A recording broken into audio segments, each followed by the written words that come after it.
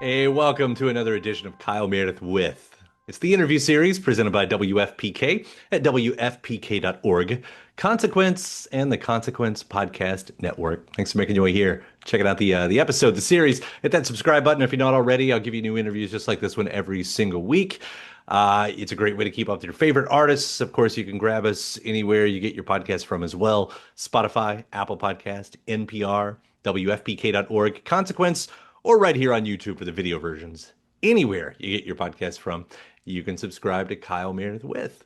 That's me, Kyle Meredith, today talking with John Densmore of The Doors, one of the greatest drummers of all time and one of the greatest bands of all time that's celebrating their 60th anniversary all this year. In fact, they're doing an archival release series, live albums that's never been released. John and I are going to be talking about a lot of those live albums, some of those lost tracks, improvisations, of course, a lot of their classics. You'll hear about, Light My Fire and Riders on the Storm and some of the deeper cuts as well. I want to talk about his style of playing. I want to talk about how they interacted with each other on stage. Of course, we're going to be talking about a lot of the myths and the post myths of the Doors. We are going to be hearing about what they're up to. John's got a couple albums coming out. So, all that and more, let's get into this. It's the 60th anniversary of the Doors. It's Kyle Meredith with John Densmore. Hello. Where are you? Louisville, Kentucky. Oh, wow. Yeah. I don't know if wow's the proper thing. It's sort of just, yeah, okay. I think Well, bluegrass and whiskey and whatever. that's right. We make over 90% of the world's disco balls.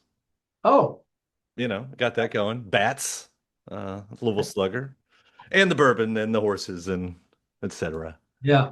Yeah.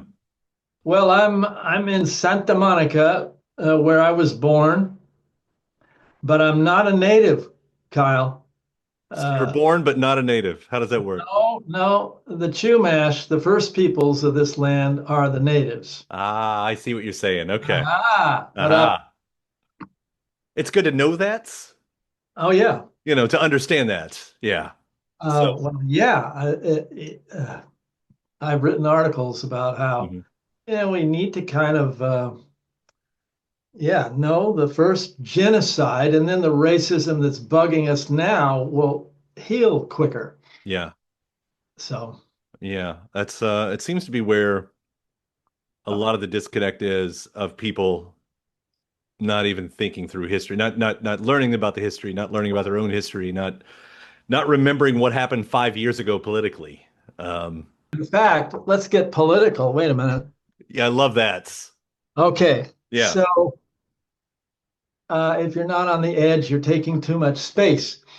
Um, art, good art, is on the edge because from the edge, you can see the hole better. If you're in the middle of the hole, you're kind of blinded.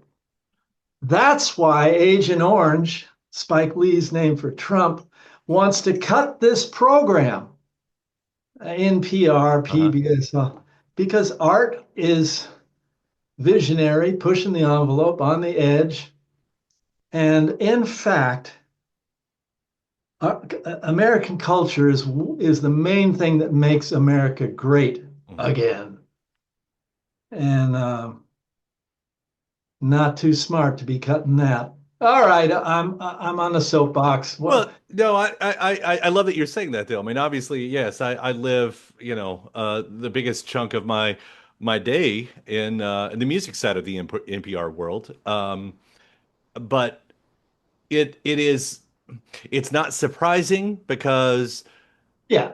there I'm trying not to sound hyperbolic, but it's true. Like the revolution usually starts with in art, right? Like that's where Uh, the challenge is going to be. And for a guy who's got such a brittle ego, that it's going to be challenged. The fact that he did go full pirates on the Kennedy Center, like, is so ridiculously horrible, but it's not surprising that he did it, yeah. because of, Uh, yeah. Um, and well, but I think the answers are also going to start with the art community, whether that's music or whatever, and and or Broadway or anything, but historically that's where it tends to get its spark, and then you just hope it catches the right kind of fire. I arrogantly thought that with the Dead being getting the Kennedy honors last year, well, we're kind of a shoe-in, me and Robby, for this year. But in the back of my head, which was kind of arrogant, but in the back of my head, I thought, oh no, wait a minute. When Trump was president before, Norman Lear, Mel Brooks, well, they all passed, and we'd have to pass. But now I don't need to worry about that at all because he's the president and he'll never elect us. He wants to bring back Fiddler on the Roof. Well, the Doors doing the end is quite different from that. That's true. Anyway, what's up, Kyle? Hopefully it's all temporary. That's the point, and the Doors will get the proper flowers as you all continue to do. Well, maybe getting the flowers inside is the real key. The accolades are great for raising helium upstairs into my skull, but yeah. Yeah, I mean, the Doors is one. Wait, that segues right into Jim. I mean, Jim, okay, we had our first giant concert where they rioted, thousands of people, mass adulation, which is pretty cool. That's what we wanted. All right.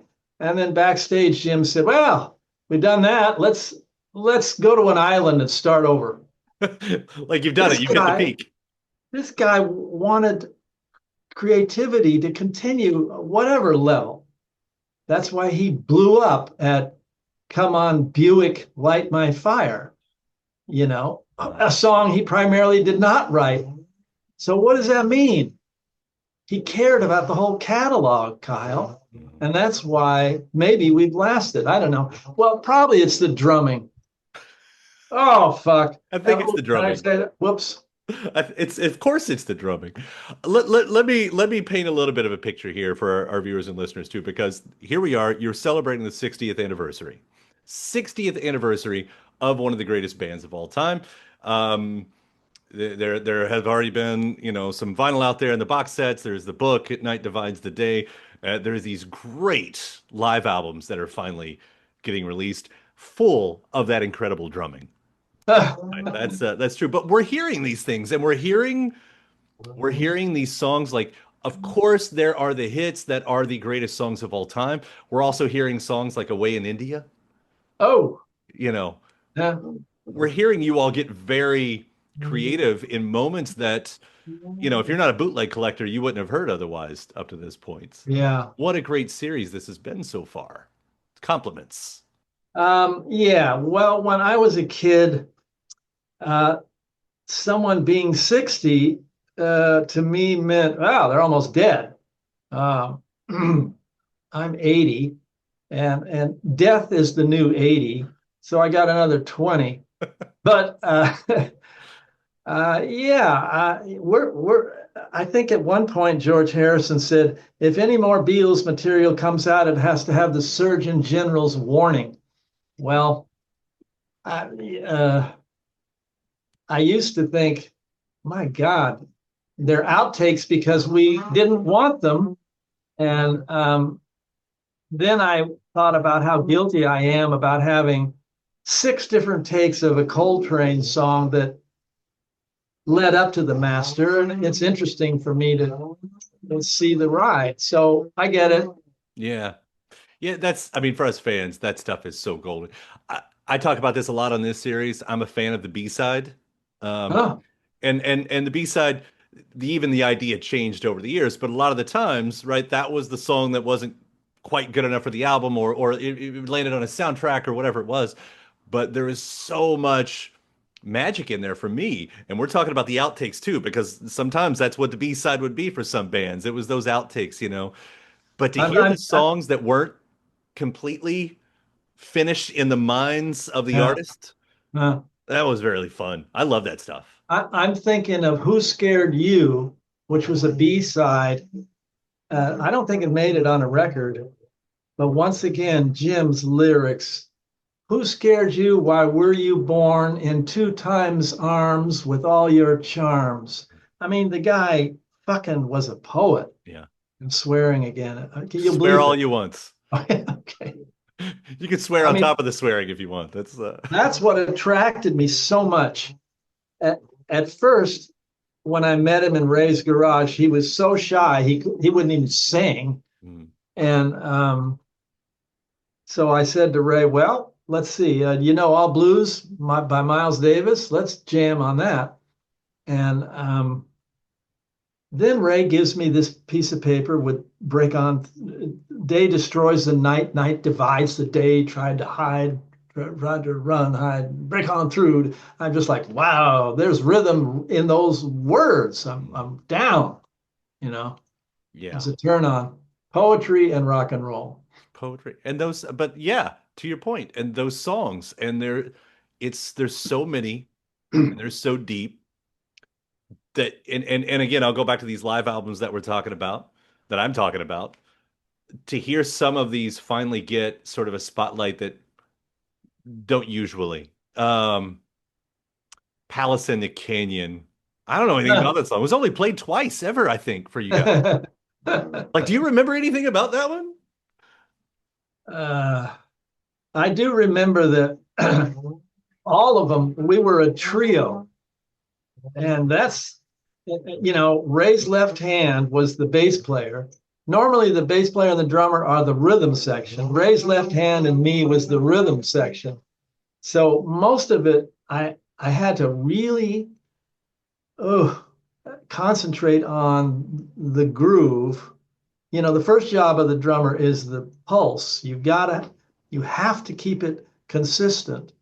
If you started a ballad, it's slow. If you started a salsa, Light My Fire, it's faster. But once you start, you have to stay at the same pulse because the first drum we all heard was in the womb. It was our mother's heartbeat.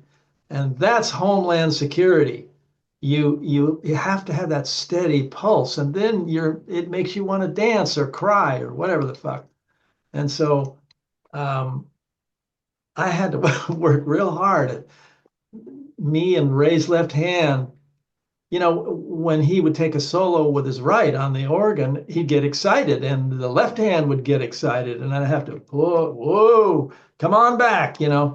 So that's what all these outtakes, all this stuff just reminds me of the blessing of being a trio because it left space for me to fool around with Jim and have a conversation rhythmically while keeping the pulse and and the extra work to fill in that trio, Because usually a drummer locks in with the bassist, just a yeah, bassist. yeah, And you've got to lock in with this guy over here that's doing two different things at once, and you're right, just locking right. in on one of those things.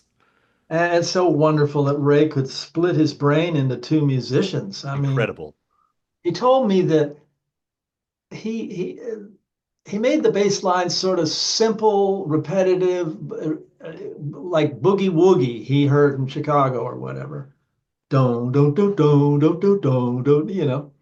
And wow, Yeah. yeah, I really miss him. I think about that circle of fifths Bach-like intro of Light My Fire.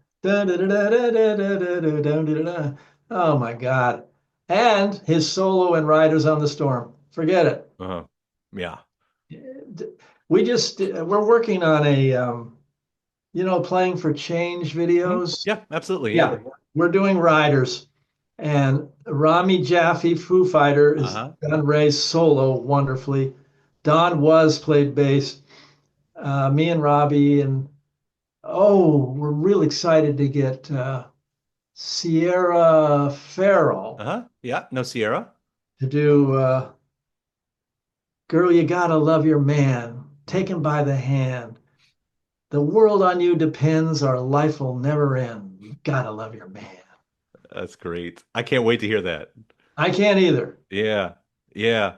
Well, just hearing you talk about that, like honing in the fact that you're talking about Ray splitting his brain into two different musicians. like you had to do that to a point as well, because when I listen to these live albums, um, obviously you're locked in with that, but you're also never missing those moments to theatrically, I would say, Yeah, echo what Jim's talking about. yeah, yeah. What was it like to sit there and like how did you do that? How were you able to what were you listening for? I'm I'm an accompanist. I'm not a soloist like Ginger Baker. Mhm. I want to enhance whatever going solo, Jim's vocal, whatever. And so, um, as Thelonious Monk said in his 10 tips for musicians, the very first tip was you must have a good sense of time, especially if you're not the drummer. Oh my God. Genius, genius. Because if you're a sax solo and you don't have the internal metronome, the mother's heartbeat, in your mind, who cares? Nobody cares. So I had that. I worked real hard on that. And that gave me the uh, leeway to explore. I mean, I could even have silence, but I knew where the groove was. So I could have a space of nothing in the end, and then bam, hit a tom tom where it was really quiet. I don't know why I did that, but later I realized that it enhanced the tension. But internally, I knew where the pocket was. That's the drummer's Mhm. gig. And so that's how you can go off and explore the edge because internally, all of you together are feeling the pulse. And that's what, like I said, makes everybody dance or cry or whatever the hell. Why do you think maybe magnetically you were so attracted to the ride? Because you became like you do a lot on those drums, but people have noticed your work on the ride.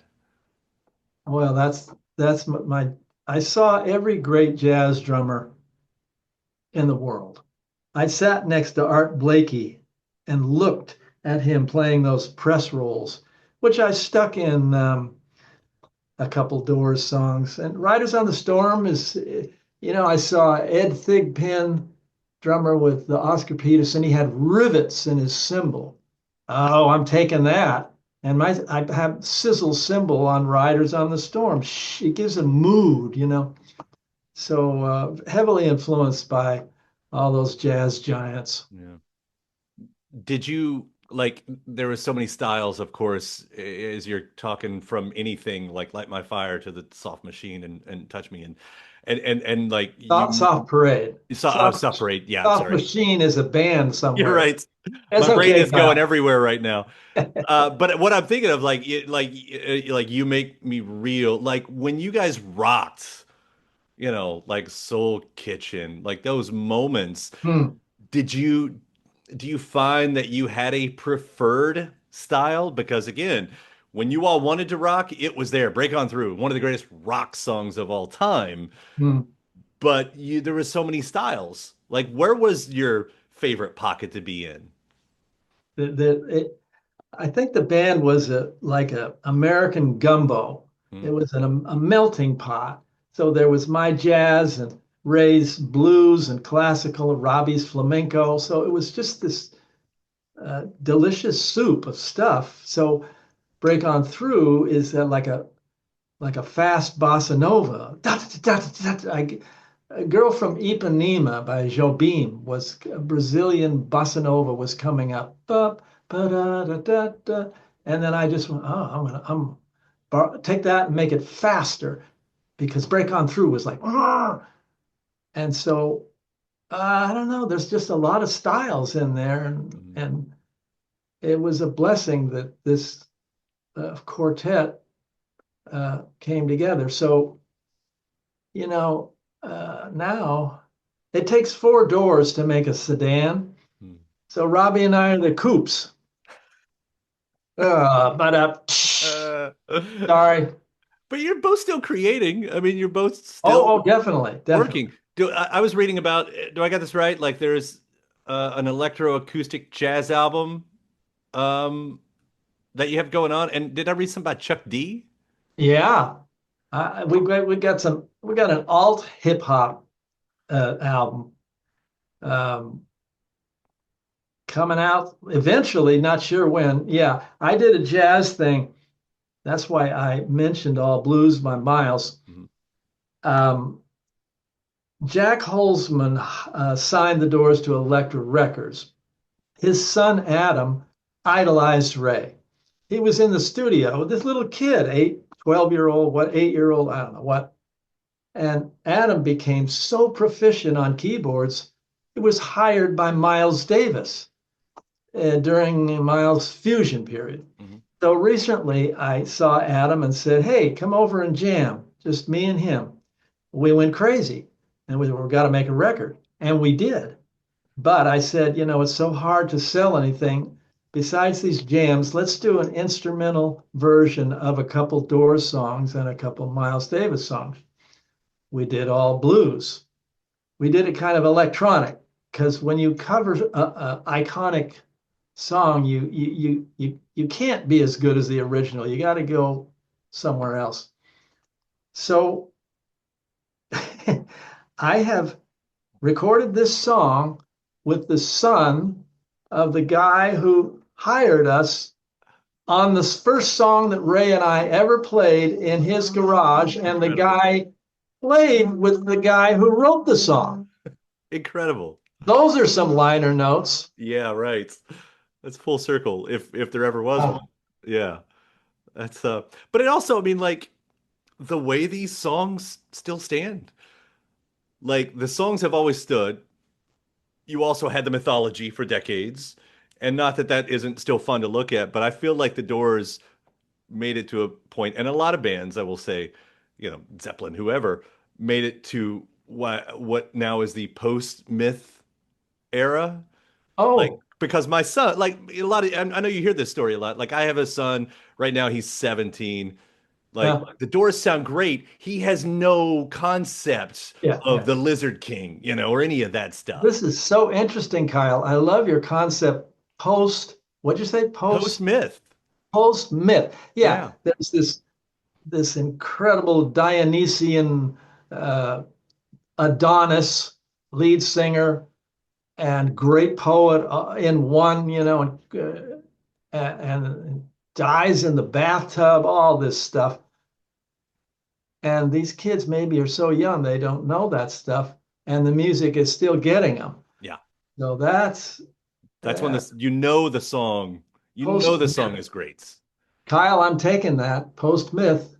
Enjoy it. Now, I will say, it's not that we don't still see stuff, right? There was the ridiculous documentary that came out on Apple TV about the janitor up in the Northeast who someone thought was Jim, and they made a whole documentary of it. Yeah, all right. Give me Have a you seen, break. you're aware of it, I I'm guessing. I'm aware of it, but Yeah. I'm not going there. But like it's so interesting to be on your side of things. Paul McCartney Are talks you about, aware? Are you aware of my book, The Doors Unhinged? I'm aware of your books. I'm sad to say that I haven't read it, but I am Uh, aware of it. Yeah. I have three self-centered memoirs, and the middle one is Unhinged. It's about the legal struggles. Mhm. And this wonderful documentary filmmaker, John Scheinfeld, who did U.S. versus John Lennon and Harry Nielsen and tons of stuff. He's shopping Unhinged as a doc. So that'll be interesting. That's a different way in. Uh-huh. That's more about Jim's creative spirit being so fucking pure that he just couldn't do anything else. Yeah. Yeah. But that's when McCartney and Lennon, really, actually, I think more Lennon, when they would talk about, we were just four guys, Yeah, and the weight of mythology and everything was yeah, is kind of yeah, thrust upon you. Like yeah. for you all, it's so few people in existence have ever felt what it is like on that other side. But when that stuff like that documentary that I was referencing are out there, for Yeah. you all to be, four guys, four very special, talented guys, but still, right? I mean, that's It's odd. In my first book, I write about how Ray and I were haggling over. I was trying to say, Ray, look, don't promote the band so much. The critics are supposed to say we're great, not you. And he'd say, damn it, John, it's better to have been in the Doors than not. And I'd say, well, of course, because of the Doors is permanently etched on my forehead. I get it.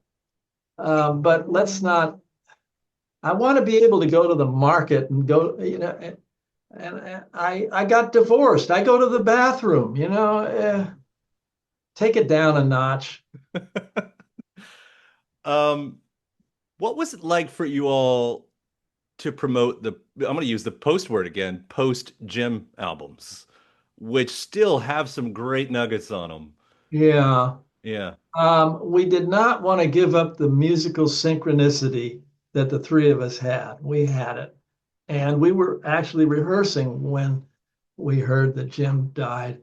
And so for a minute there, we were thinking of auditioning singers, but that was so stupid that, nobody can fill those leather pants, but up. And so Ray and Robby tried to sing. I mean, they did okay, but still, there's some good stuff there because we had played for years together, and uh, there's something about being in a band that if you hang in there through thick and thin, well, I think I said son Charlie Rose before he went down. Right. I said, being in a band is polygamy without the sex. It's really, and that's what makes you more than the sum of your parts. Yeah. Well, there are some, I mean, I especially bring those albums up because when you celebrate 60 years of the Doors, I mean, that's part of the story, those records. You guys toured those records, and I don't know Say if that again. As part of the story, what?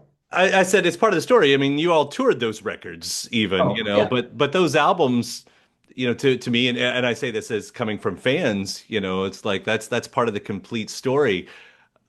Do you all see them that way? Do you celebrate them in the same way?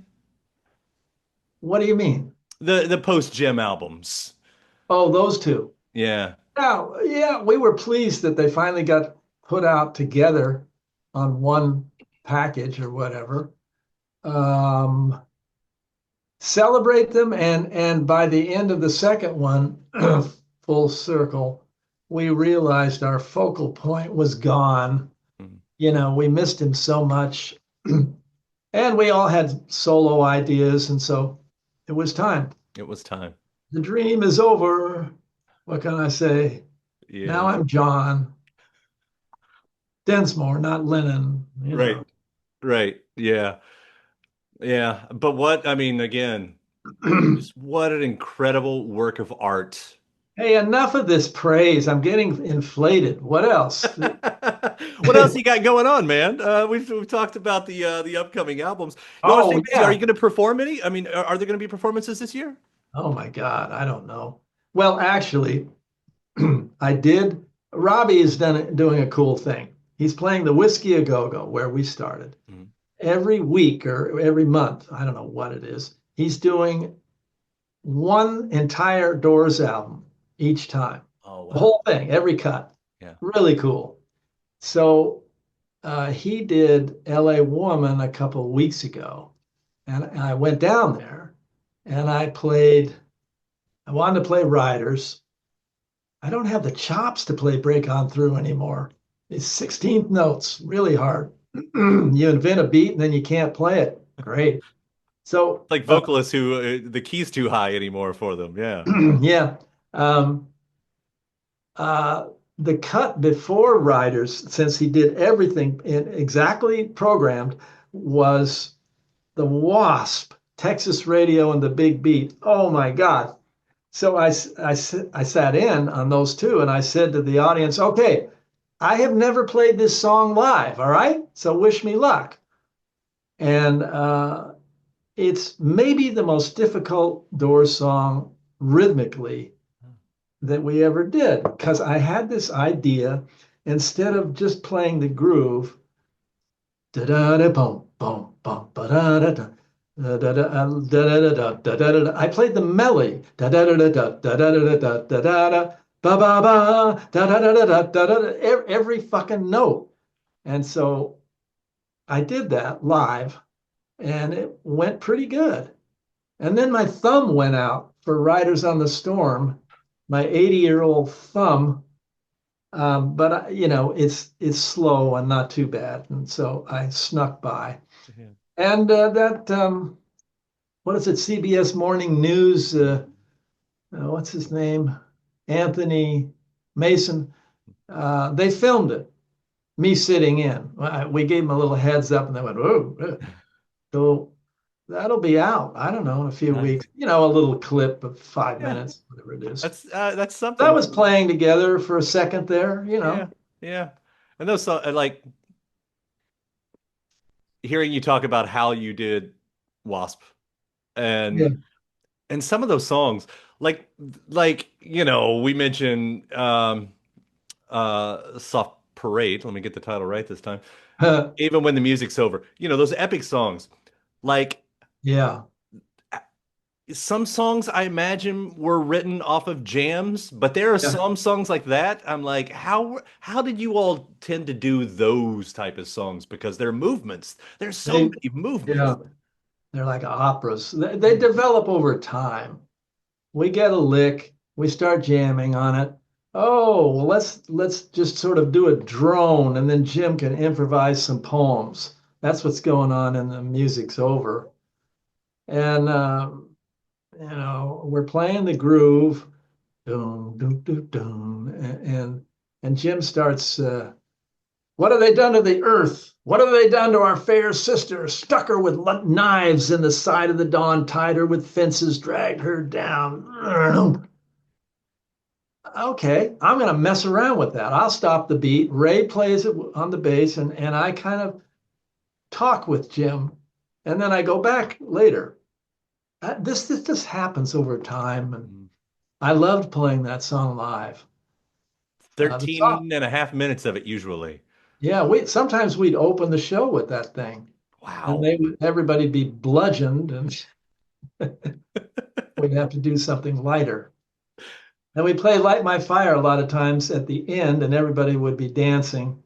Then we'd do the end as an encore, and people would crawl out of the auditorium and not dissipate their energy in applause. Maybe take it home and chew on it. Maybe that's a bigger compliment. I don't know. For that, for the grand stories of rock and roll, for that to be the last song that you all play with Jim, like that it ends with the end. Yeah, Like, I never thought of that. Yeah, right. I mean, Great. poetic, darkly poetic, and I don't mean to say that in any kind of voyeuristic way, Yeah, yeah, yeah. but Oh, I never thought of it that way. That's beautiful. Like goodbye to Jim. This is the end, beautiful friend. Wow. Nice. Hey, Kyle. there you go. Well, I've served my purpose here. I can go to bed happy. Yeah. Yeah. The end started out as a love song. Goodbye to, Mhm. and then the whole middle section evolved over time. That's beautiful. A love song to Jim. I like it. Yeah. Well, uh, the fact that we get to continue to hear these moments that you all had together. I mean, In Concert is top three favorite live albums of all time that you all did Mm. for so many Mm. reasons. I mean, Who Do You Love and the medley in that and Build Me Uh, a Woman and all the mm. like. I mean, that's where Hey. Matthew McConaughey took his all right, all right, all right from that album. It's That's right. Hey, you do your homework, Kyle. Damn. yeah, I've loved you guys for so long, the music that you all Oh, made, and I so appreciate every bit of it. Man, happy 60th anniversary. well, Seriously. thank you. And this has been really good. Hopefully, maybe in the future, we'll do this again. Please. You The know? door is always open, pun intended. Yeah. I mean, Yeah. you are so fucking knowledgeable. It's stimulating me. Post myth and the end is a love song to Jim. I love it. Yeah. All right. Take that with you. I will too. John, it's so great to meet you. Thank you so much for taking the time to do this. as they say in England, cheers, mate. And thanks to my guest. Also, thanks to you for checking out the episode in the series. Before you get out of here, hit that subscribe button. Again, you get 3 brand new interviews every single week. New one every Monday, Wednesday, and Friday at right here on YouTube, or of course anywhere in podcast land, including iTunes, Apple Podcasts, Spotify, Podchaser, NPR, or WFPK.org as well. A great way to keep up with your favorite artists and discover new ones as well. Then after that, actually head over to WFPK.org. That's where I do a show Monday through Friday, 6 p.m. Eastern. It's an hour full of song premieres, music news, anniversary spins, bonus interviews, Monday through Friday, 6 p.m. Eastern at WFPK.org. Consequence has your music and film news. You can also find me on the social media spots, Facebook, Instagram, mostly on Twitter. All 3 of them, the address is at Kyle Meredith. Do hope you like and follow along. That does it for another edition. I'm Kyle Meredith. I'll see you next time.